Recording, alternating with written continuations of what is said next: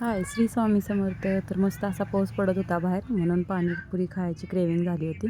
तर आम्ही गेलो होतो पाणीपुरी खायला. तिथून आलो आणि म्हटलं आता स्वयंपाक करायचं. तर स्वयंपाकाला आज काही करायचं याचं खूप मोठं कोडं होतं. तर म्हटलं चला अशी नवीन रेसिपी एक ट्राय करून बघूया म्हटलं. तर ती रेसिपी एवढी तिखट-जाळ झाली होती की काय सांगू. माझ्याकडनं चटणी थोडी जास्तच झाली. पर असून दे, स्पायसी खायला पण कधीतरी ठीक वाटतं. एवढी काय स्पायसी नव्हतं, त्यामुळं चांगली झाली होती रेसिपी. तर ही अशी अंड्याची मी रेसिपी ट्राय केली होती. रोज वांगं वगैरे खाऊन कंटाळा आला होता, म्हणून मी अशी नवीन काहीतरी ट्राय केलेलं. आणि त्यानंतर मग 4 वाजता सगळी घरं लोटून घेतली आणि त्यानंतर मग बाहेर पाऊस येत होता. मस्त असा पावसाचा आनंद घेत चहा पीत होतो.